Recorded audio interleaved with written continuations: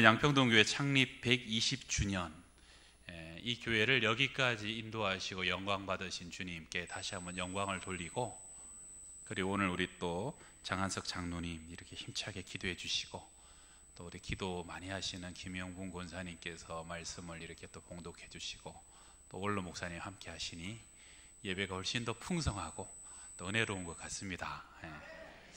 이 교회를 여기까지 또 이끌어 주신다고 수고하고 헌신하고 눈물을 흘려 기도해 주신 또 우리 많은 믿음의 어르신들이 있었기에 오늘 이렇게 아름다운 교회로 여전히 서가고 있는 줄 믿습니다.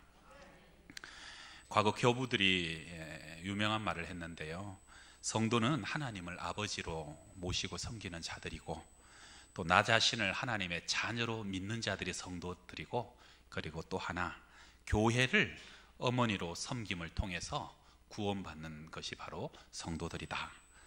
성도들은요, 교회를 통해서 태어납니다. 교회를 통해서 영의 저절을 먹고 양식을 먹고, 또 교회를 통해서 보호받고 자라서 결국은 또 교회의 품에 안기게 되는 것이 성도다 하는 것이죠. 그래서 교회는요, 영적 생활에 있어서 그만큼 중요한 것입니다. 1950년에 중국이 교회 문을 다 닫고 폐쇄할 때 중국 정부가 그때 공식적으로 예수 믿는 사람이 몇 명인지 집계를 했는데요, 그때가 300만 명이었답니다. 300만 명. 그리고 30년 동안 교회는 형식적으로는 존립할 수 없는 시대를 지나서 1980년이 돼가지고, 중국이 여러 가지 사정 때문에 공산주의에서는 더 이상 경제가 성장할 수 없기 때문에 문호를 개방하기 시작했죠. 그때 미국의 지미 카터 대통령이 우리와 다시 교역하고 관계를 하기 위해서는 교회에 그렇게 폐쇄된 상태에서는 우리랑 아무것도 할 생각하지 마라 하는 메시지를 받게 되고요. 그래서 그때 1980년에 다시 교회의 문을 열게 됩니다. 그러면서 그때 지하교회죠, 드러나지 않게 몰래 예수 믿은 사람이 몇 명인가 다시 정부가 집계를 했더니 놀랍게 6천만 명이더랍니다. 30년 동안 교회는 핍박받고 박해받고, 사실은 건물도 제대로 없었고 공식적인 지도자도 없었고 교회란 체제도 없었지만, 그런데 교회가 뭔지 모르겠는데 교회는 그 안에서 오히려 보호받았고, 오히려 교회는 명맥을 이어갈 뿐만 아니라 부흥되어서 정금보다 더 귀하고 순결한 6천만 명의 성도들이 여전히 예배하고 하나님께 연결되어 있더라는 것입니다. 교회는 외형적인 건물만을 의미하는 것은 아닙니다. 교회가 무엇인가? 예수님은 오늘 신약 본문을 통해서 에클레시아라는 단어를 처음으로 사용하시면서 세상으로부터 택함받아 부름받은 거룩한 성도들의 모임이라는 이 교회를 본문 가운데서 정확하게 말씀하십니다. 세 가지로 오늘 말씀을 상고합니다. 첫 번째, 한번 따라 합시다. 온전한 신앙 고백의 반석 위에. 교회의 첫 번째는요, 온전한 신앙 고백이 선포되는 그 신앙 고백의 반석 위에 세워지는 것이 하나님의 교회다. 오늘 본문의 시기는 예수님의 공생의 말기입니다. 그리고 배경은 빌립보 가이사라라는 곳이죠. 이것은 팔레스틴의 최북단에 자리 잡은 곳이고요, 갈릴리 호수 그 지역에서도 40km 정도 더 위쪽으로 올라가야 있는 곳입니다. 갈릴리 호수의 수원이 되는 헐몬산에서 그 2,000m, 3,000m 되는 그 물이 흘러서 갈릴리 바다로 50% 정도 공급된다고 하는데요, 그 헐몬산 남단에 위치해서 비교적 수량도 풍성하고, 그래서 수목도 풍성하고 비교적 아름다운 땅이 바로 이 가이사라 빌립보입니다. 일찍이 로마 황제가 헤롯 대왕에게 그 땅을 하사했다가 빌립 2세가요, 헤롯 빌립 2세가 그곳을 개발하면서 먼저는 그 수목의 살림의 신인 판신의 신전을 짓고, 그 다음에 로마 황제 아우구스토의 신전을 만들면서 그곳은 어떻게 보면 이방 신전의 온상이 되게 됩니다. 그 당시 예수님 당시만 해도 하얀 대리 속으로 아주 높고 웅장하게 세워진 신전들이 여기저기 있어서 아마 갈릴리 출신인 베드로와 제자들이 보기에는 굉장히 찬란해 보이고 굉장히 웅장해 보이는 그런 흔히 가시지 않는 곳이죠. 그곳에 제자들과 예수님이 유독 가셔서 오늘 이 본문의 내용이 진행되게 됩니다. 가이사라라는 곳이 지중해에도 한 군데 더 있기 때문에 그래서 그것과 구분하기 위해서 가이사라 빌립보 가이사라. 가이사라는 이름 자체가 황제의 어떤 황제를 기념하기 위한 도시이기 때문에 우상의 도시 한가운데서 예수님이 제자들에게 묻는 거예요. 사람들이 인자를 누구라고 하더냐? 죽었던 세례 요한이 살아났다고 하더이다. 어떤 사람은 말라기에 예언된 그 엘리야가 살아난 것이 주님이라고 하더이다. 어떤 사람은 예레미야와 같은 선지자 중에 하나라고 하던데요. 예수님이 정말 묻고 싶었던 질문을 물으세요. 너희는 나를 누구라고 하느냐? 그때 베드로가 대답합니다. 주는 그리스도시요 살아계신 하나님의 아들이시니이다. 제가 다른 교회에서 사역할 때요, 그 교회에 국회의원 2선에 도전하시는 집사님이 계셨어요. 1선 국회의원 출마하실 때도 교회에 요청해서 선거 사무실 개소할 때도 예배를 드리고, 그리고 정기적으로 기도하고 예배 드리고 그랬기 때문에, 그래서 당선되고 난 뒤에 좀 바빴는지 한동안 교회를 못 나오시다가 2선 국회의원 이제 선거 시절이 되니까 또 교회에다 요청을 하셔서 제가 마침 그때 교구 목사라 가서 개소 예배도 드리고 정기적으로 또 기도하면서 예배를 드리곤 했었습니다. 그런데 이제 한 번은 신문에 집사님 기사가 나왔다 그래가지고 제가 이렇게 봤더니 집사님이 그 다른 정치인 한 분과 같이 두 분이서, 스님도 앞에 한 분 있었던 것 같아요. 조국 통일을 위한 삼보 일배를 참여를 하셨더라고요. 그것도 막 여러 명 하는 게 아니라 그냥 두세 명 하는데 거기. 아유, 그 사진을 보고 제가 얼마나 실망이 되는지요. 그래서 제가 사실 그때 느꼈어요. 이분에게 있어서 교회란 국회의원에 당선되기 위해서 그때에 필요한, 말하자면 유권자 관리구나. 유권자 관리. 그리고 이분에게는 그것이 부처님에게 절하는 것이든 교회에서 예배하는 것이든 크게 중요하진 않는 것 같구나. 이분에게 있어서 예수님은 내 정치 인생의 성공을 도와주는 여러 가지 방법 중에 한 방편일 뿐이구나. 오직 주님만 예배하고 주님만 나를 도와주셔야 된다는 게 아니라 주님도 필요한 사람이시구나. 여러분, 이것은 사실 심각한 문제죠. 여러분에게 있어서, 나에게 있어서 신앙생활은 무엇이고 나에게 있어서 예수님은 어떤 분이시냐? 혹시 나에게 있어서 주님은 나의 성공을 도와주기 위해서 꼭 필요한 분이 아닌가? 내가 몸 아픈 것에 대해서 치료받기 위해서 주님은 나에게 어떻게 보면 용한 의사의 존재로 생각하는 분은 계시지 않는가? 외로우니까 교회에 와서 여러 사람과 만나고 교제하기 위한 그런 필요한 장이 나의 혹시 신앙생활은 아닌가? 여러분, 우리가 분명히 고백해야 되는 것은 주님은 그리스도시다. 살아계신 하나님의 아들이시다. 바로 그것이 우리 신앙에 하나밖에 없는 목적론적인 신앙 고백이 될 수 있기를 바랍니다. 그리스도라는 것은 여러분 아시는 것처럼 기름 부음을 받은 자라는 뜻이에요. 구약시대에 왕에게 기름을 부어서 세우죠. 제사장, 저희 같은 목사들을 기름 부어 세우고 마지막에는 선지자에게 기름 부어서 세웁니다. 첫 번째 고백은 예수님이 내 인생의 왕이시요 임금이라는 겁니다. 세상을 창조하신 분이시요 영원히 이 땅을 다스리시고 심판하시고 영원히 영광 받으실 분. 그래서 내가 무릎 꿇고 절하고 예배해야 될 분은 오직 주님만이 나의 임금님이시요 왕이시요 내 인생의 소유도 내 생명도 내 삶의 모든 것도 다 예수 그리스도 당신의 것입니다. 이것이 주님을 나의 왕이라 고백하는 것이고요. 두 번째, 주님은 내 삶의 제사장입니다. 무엇으로도 해결할 수 없는 죄의 문제를 해결하신 유일하신 분이십니다. 주님의 십자가와 그 피의 공로가 내 죄를 씻겼고 닫혀진 하늘 문을 여셨으며 하나님과 나를 이어주는 유일한 중보자는 오직 예수 그리스도 한 분이시다는 거예요. 모든 죄와 사망과 저주의 사슬을 완전히 깨트리시고 우리로 하여금 이 땅에 있으나 하늘나라의 삶을 살아가게 하시는 우리의 참된 제사장은 예수 그리스도라는 거예요. 마지막 세 번째는 주님은 우리의 선지자, 선생님이시요 우리의 멘토시요 우리의 참된 인도자시라는 거죠. 인생이 어디서 와서 어디로 가며 무엇을 위해서 어떻게 살아야 될지 참된 지혜를 가르쳐 주시고 길을 알려주시는 유일한 분은 예수님이라는 것입니다. 내 자녀의 길이 무엇인지, 내 생업과 작게는 내 인생의 모든 하나하나의 일들 속에서도 친히 개입하셔서 그때마다 우리에게 지혜를 주시고 이끌어 주시고 인생에 참된 교훈을 주시는 분은 오직 우리 주 예수 그리스도 한 분이라는 것.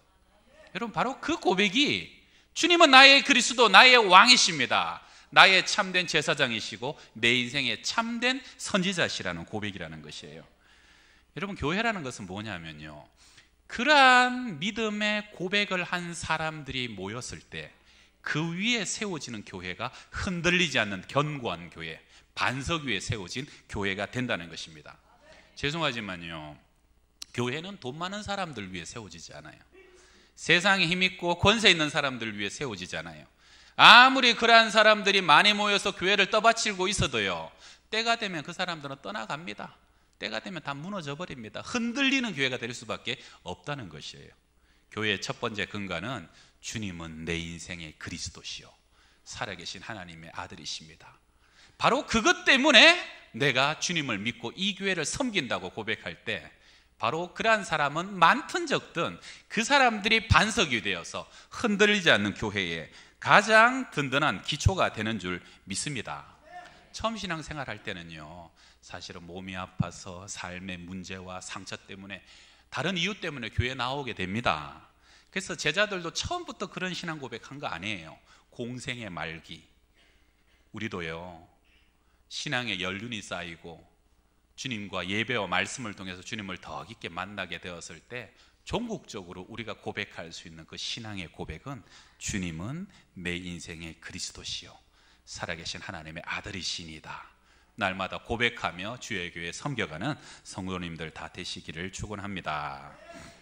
두 번째는요, 한번 따라합시다. 하나님의 교회. 교회의 두 번째는요, 하나님의 교회. 하나님이 주인 되시고 하나님이 다스리시고 하나님이 모든 것에 근간 되시는 하나님의 교회라는 것이. 오늘의 교회에서 운영하는 CGN TV 사장을 역임한 조정민 목사님이라는 분이 계십니다. 과거 기억하시는 분도 계실 거예요. MBC 뉴스의 간판 앵커였던 그분은요, 47살에 회심하여 오늘의 교회에 돌아가신 하용조 목사님을 멘토로 삼고 신학을 하고 목회자가 되었어요. 그래서 2013년 얼마 전이죠, 몇 년 전이죠. 그때 저기 청담동 쪽인가요? 거기에 베이직 교회라는 교회를 개척해가지고, 그래서 지금 아주 센세이션하게, 지금 연세가 거의 70이 다 되신 분인데 아주 힘있게 왕성하게 목회를 하고 계신 분이에요. 이분은 출신이 이제 경상도 분이시라 설교도 저도 가끔씩 듣는데 설교가 아주 묵직해요. 그냥 돌직구 설교라고. 그래서 돌직구 날리듯이 슝슝 그냥 가감없이 그냥 그런 설교를 하시는 분인데, 모태로부터 불교 신자였답니다. 그러다가 이분이 커가지고 예수 믿는 자매를 사귀게 된 거예요. 그래서 그 자매랑 결혼을 하고 싶으니까 결혼 조건으로 결혼하면 교회 나가주겠다, 그렇게 해서 결혼을 했어요. 그런데 약속을 지키지 않고 교회 안 나갈 뿐만 아니라 아내도 교회를 못 나가게 만든 거예요. 강 큰 남자죠. 그런데 이분이 그 다음에 그 특파원으로 미국을 가게 됐어요. 미국 갔는데 미국은 참 골프 치기 좋은 나라거든요. 그러니까 주말마다 주일마다 그냥 사방으로 골프를 치러 다니니까 뭐 아내가 많이 외로웠고 힘들었던가 봐요. 그래서 그때 아내에게 은혜를 베푼다고 베푼 게 당신 원하면 교회 가라. 그래서 아내가 그때부터 교회를 가게 된 거죠. 그리고 특파원 생활을 마치고 한국에 돌아왔는데 뭐 미국에서 가라 그랬다고 이제 한국 와서 그만 가 한데 말 듣습니까? 여자들 나이 들면 얼마나 무서운데. 그렇잖아요. 그래서 교회를 나갈 뿐만 아니라 새벽 기도까지 나가기 시작하는 거예요. 그래서 이 자기 아내가 이 저혈압도 있고 몸도 안 좋은데 새벽마다 나가니까 좀 미심쩍었던가 봐요. 그래서 좀 이상한 데 아닌가. 그래서 몰래 쫓아가가지고 2층에서 몰래 예배를 드린 데가 온누리 교회였답니다. 새벽 예배 끝나고 기도를 하는데 또 그 교회가 또 뜨겁잖아요. 사람들이 막 요란스럽게 기도를 하는데 옆에 있던 사람이 막 와라라라라 하고 막 방언 기도를 하니까 이분이 깜짝 놀랐어요. 그래가지고 여기 이상한 사이비 집단 아닌가. 그래서 이분이 그때 마침 MBC 뉴스 앵커였기 때문에 카메라 출동 같은 것에 고발을 해가지고 교회 건수를 잡아서 이 교회가 잘못된 교회다. 그래서 아내를 여기서 뭐 구출해내리라, 그런 생각으로 이 교회 새벽 예배를 계속 나가게 됐다는 거예요. 건수 잡아서 고발하려고. 그렇게 나가갖고 4일째가 되던 날 새벽 예배를 드리는데요, 그때 새벽 예배 찬양이 너 예수께 조용히 나가 내 모든 짐 내려놓고, 이 찬송이 시작됐는데 갑자기 마음이 울컥해지더래. 그러면서 결정적으로 이 찬송가, 주 십자가 사랑을 믿어 죄사함을 너 받으라, 이 가사를 듣는데 눈에서 탁통 같은 눈물이 뚝뚝뚝뚝뚝 떨어지기 시작하더라는 거예요. 그리고 거기서 자기도 주체할 수 없는 어떤 감동이 그분을 사로잡아 버렸어요. 주 십자가 사랑이 뭔지도 모르는데 그걸 믿고 죄사함을 받아라는 그 말이요, 비수처럼 심령을 찌르는 거예요. 그래서 집에 돌아와서 도대체 이게 뭔가, 예수란 사람이 누군가 성경을 달아서 5번을 읽어버렸답니다. 그리고 거기서 하나님을 만나게 되고요, 그리고 인생이 완전히 바뀌어서 결국은 목사가 돼서 하나님께 쓰임받는 목회자가 돼버린 겁니다. 할렐루야. 여러분 어떻게 예수 믿으셨습니까? 지나보면요, 내 뜻과 내 의지로 이 자리에 앉은 사람은 별로 없습니다. 하나님의 강권적인 은혜와 그분이 내 마음을 감동감화해 주셨기 때문에 때로는 꺾을 것이 꺾였고요, 부러질 것이 부러지니까 주님 때문에 여기 이 자리에 앉아 있는 것 아닙니까? 여러분 2000년 전에 여러분은 예수님을 만나를 봤어요. 그분 손을 잡아봤어요. 그분을 개인적으로 알아요. 그런데도 불구하고 그 십자가 사랑이 믿어지고 진홍같이 붉은 내 죄가 주님의 그 보혈 안에 씻겨지고 눈같이 희어졌다는 것이 믿어지니까, 뛸 듯이 기쁘니까 우리가 이 자리에 앉아서 매주 날마다 예배드리고 주님을 찬송하고 내 인생을 드리는 거 아닙니까? 예수께서 대답하여 이르시되 바요나 시몬아 내가 복이 있도다. 이를 내게 알게 하니는 혈육이 아니요 하늘에 계신 내 아버지시니라. 네가 그리스도라고 살아계신 하나님의 아들이라고 고백할 수 있는 것은 네 혈육과 사람에 의해서 된 것이 아니라 하늘에 계신 내 아버지가 너에게 알게 해 주셨기 때문에, 허락해 주셨기 때문에, 아버지의 주권적인 인도하심 속에서 네가 그 놀라운 비밀과 지식을 알게 되었다는 것입니다. 신앙의 주체도 하나님이시고요, 교회의 주체도 하나님이신 줄 믿습니다. 내가 이 반석 위에, 누구의 교회요? 나의 교회를 세우겠다는 거예요. 사람의 교회가 아니에요. 예수 그리스도께서 친히 주인이 되신 나의 교회를 그 신앙 고백의 반석 위에 세우겠다는 예언적인 선포입니다. 이게 미래 시제예요. 성령이 너에게 임하시면 너희가 권능을 받고 예루살렘, 유대, 사마리아 땅끝까지 이르러 내 증인이, 그 다음에 뭐예요? 되리라. 되어질 것이다. 미래 시제입니다. 이건 무슨 말입니까? 우리의 과거가 어떠하든지 우리의 현재 모습이 어떠하든지 상관없이 주님이 친히 주체가 되어서 교회를 세우실 것이고 교회를 이뤄 가실 것이고, 그리고 주님께서 땅끝까지 복음이 전파되게 하는 것은 하나님이 친히 하시겠다는 주님의 주권적인 자신감이라는 것입니다. 교회는요, 지나간 역사를 돌아봐도 사람의 어떠함에 상관없이 하나님이 친히 보호하시고 지키시고 이루어 가셨어요. 중세시대 타락한 성직자들로 인해서 교회가 엉망진창이 되었을 때 주님은 때가 되며 종교개혁자들을 통해서 다시 당신의 교회를 거룩한 교회로 회복시키셨습니다. 한때 교회를 잔멸하고 하나님 없다라고 외치던 공산주의자가 세계의 절반을 빨갛게 물들였지만요, 주님은 때가 되며 공산주의도 무너지게 하셨고 당신의 무너진 재단을 다시 세우고 교회를 세워서 여전히 하나님의 교회는 누가요? 하나님이 친히 보호하시고 회복시키시고 지금도 땅끝까지 세워가시는 것은 하나님이신 줄 믿습니다. 그래서 교회에서 제일 중요한 것은요, 사람의 교회가 아니라 하나님의 교회가 되게 하는 것입니다. 교회의 머리는 우리 주 예수님이십니다. 예수님이 원하시는 뜻과 계획이 이루어지도록 우리는 그분의 손과 발이 되어서 그분이 원하시고 기뻐하시는 뜻이 우리 양평동 교회 가운데 이루어지도록 우리가 순종하는 것이 우리가 해야 될 사명인 줄 믿습니다. 저는 창립 112주년을 맞은 우리 양평동 교회가 성령이 운행하시는 교회, 하나님이 자유롭게 역사하시는 교회, 주님이 주인 되시는 그러한 교회가 되기를 간절히 바랍니다. 우리 지난주에 일본 선교를 24명이 다녀왔어요. 이번에 일본 선교를 할 때 우리가 말레이시아에 청년들을 20명 정도 보내는 바람에 사실 일본 선교할 때 걱정이 많았어요. 처음에 일본 선교 갑시다 하고 모였더니 진짜 이렇게 워십 하시는 분 몇 분들 외에는 실제로 그 일본 선교에 참여하실 수 있는 분이 없더라는 거예요. 그래서 야 이거 이래 갖고 선교가 되겠냐라고 고민을 하고 고민을 했더라는 거예요. 그런데 남택정 목사님이 기도하고 하나님 의지하다 보니까요, 희한하게 하나님이 한 사람 한 사람을 보내주셔요. 특송할 사람을 보내주고, 공연할 사람을 보내주시고, 기도할 사람을 보내주시고, 또 식당 봉사할 사람들을 보내주시고, 또 우리 되어올 수 있는 든든한 어르신들을 보내주시고, 또 젊은 청년들과 리더할 수 있는 사람들을 보내주셔가지고, 그래서 저도 조금 늦게 합류했는데요, 가서 딱 봤더니 이 일본 선교팀이요, 드림팀이에요. 얼마나 멤버십도 좋은지 막 가족처럼 돼 있더라고. 젊은 청년이 그냥 우리 70 넘은 어르신 보고 형님이라고 부를 분위기가 돼 있더라고. 잘못하면 형님 하겠더라고, 형님. 그러면서 서로 자기가 그 소감을 얘기하는데, 그렇게 또 많이 울어요. 왜 우느냐? 하나님이 이렇게까지 세밀하게 역사하셔서 사람을 보내주고 팀을 짜주고, 그리고 모든 일정 가운데 은혜로 덮어주실 줄 몰랐다는 것이죠. 여러분, 참 많이 느낍니다.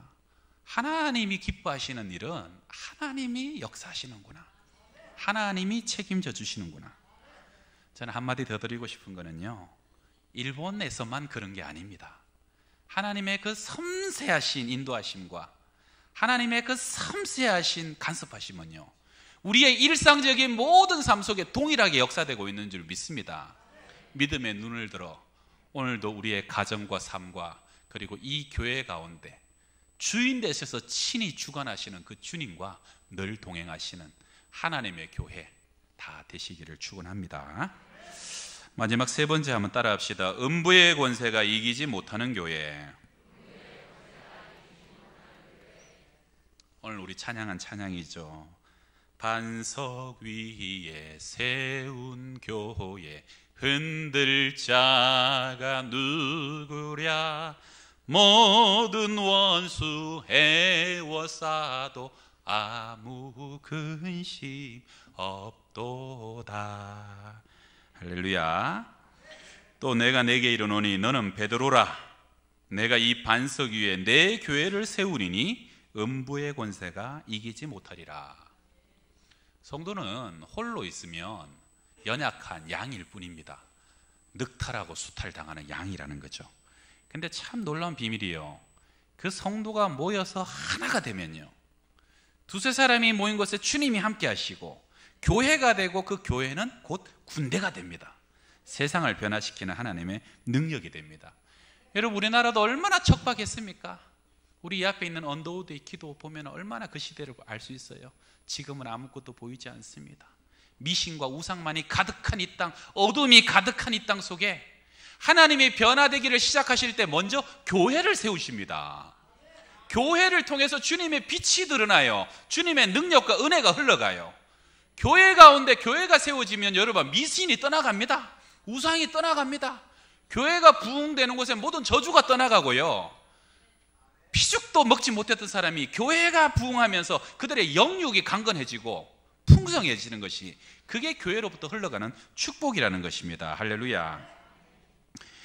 어둠이 빛의 속도보다 더 빠르게 물러가는 것입니다. 교회는 세상의 빛이며 세상의 소망입니다. 교회는 만물 안에 있지만 만물 안에서 만물을 충만케 채우는 충만이고요, 예수 그리스도의 몸인 것을 믿으시기 바랍니다. 주의 사랑이, 주의 은혜가, 주의 거룩함이 세워진 교회를 통해서 지역으로, 세상으로 흘러가게 되는 것, 그게 하나님의 뜻이라는 것이에요. 믿음의 온전한 고백으로 반석 위에 세워진 교회, 하나님이 다스리는 교회는요, 때가 되면 반드시 음부의 권세를 이기고 그 가운데 하나님의 빛의 나라를 이루어가는 것. 여러분, 혹시 이길 수 없는 병이 있거든 교회로 가지고 나오십시오. 교회 안에 계시는 주님이 병마를 이기게 하실 것입니다. 어떤 것도 고칠 수 없는 깊은 상처와 아픔이 있거든 교회로 나오십시오. 주님의 사랑의 손길이 그 상처를 어루만져 주실 것이에요. 어떻게 해도 해결되지 않는 비밀한 죄, 은밀한 죄, 깊은 죄책감 주님께 갖고 나오면요, 주님이 흰 눈보다 더 정결하게 예수의 보배로운 피로 씻어주십니다. 짙었던 새벽 안개가요, 아침 태양이 밝아오고 바람이 불면 흔적도 없이 사라지는 것처럼 교회 가운데 역사하시는 주의 임재가 우리를 그렇게 새롭게 하실 것을 믿습니다. 그것이 바로 교회에 주신 은총이고 축복입니다. 마지막 얘기 하나 하고 마치겠습니다. 지난주에 영등포 노회에서요, 교사연합 교육을 이제 진행하고 있는데 참 좋은 강사님들이 세워져서 저도 가봤습니다. 혹시 교사들은 꼭 좀 참석하시길 부탁드리고요. 지난주에 한 10명 넘게 저희 교회에서도 참석을 했는데, 지난주에는 장신대 이상학 교수님이 소설가 이철한 씨의 글을 소개해 주셨는데요, 이분이 시도 소개해 주시고 글도 여러 개 소개해 주셨는데 참 글들이 좋더라고요. 저는 그 중에서도 이철한 씨의 김밥에 관한 글을 듣고 여러분과 좀 나누고 싶어서 저도 한번 적어왔습니다. 저는 김밥을 좋아합니다. 사람들이 김밥을 좋아하는 건 아마도 사람들 가슴 속에 소풍이라는 아름다운 추억이 있기 때문일 거예요. 김밥을 만들 때 김밥 속에는 여러 가지 재료가 들어갑니다. 단무지와 계란, 햄, 시금치, 오이, 당근, 우엉, 맛살, 치즈가 들어가면 치즈김밥, 참치가 들어가면 참치김밥, 소고기가 들어가면 소고기김밥. 글 쓴 분도 아닌데 잘 아시네요. 그 다음에 형형색색의 여러 가지 재료가 들어가니까 김밥 속은 앞마당의 꽃밭처럼 화려합니다. 그런데 말이죠, 김밥 속이 화려해지면 화려해질수록 김밥은 빨리 상해버린다고 합니다. 신기하게도 사람 사는 것도 그 김밥 속 같습니다. 삶이 화려해질수록 그 사람의 영혼도 빨리 상해버리니까요. 참 좋은 글이죠. 이상하게요, 삶이 화려해지고 나의 위치가 높아지고 내가 가진 것이 더 많아질수록 이상하게 더 빨리 신내나는 김밥처럼 어느 순간 신내나는 삶이 되기 시작한다는 거예요. 저는 이거를 다시 한번 제가 인터넷에서 찾아 적으면서 교회 생각이 났어요. 여러분, 교회가 꼭 그런 것 같아요. 초대교회, 아무것도 없었던 그 교회, 그 교회는요, 가장 성령 충만하고 가장 하나님의 손길이 적나라하게 역사되었던 교회였습니다. 정말로 이상적인 모범과 모델을 보여줬던 교회가 초대교회였죠. 안디옥 교회는 어떻습니까?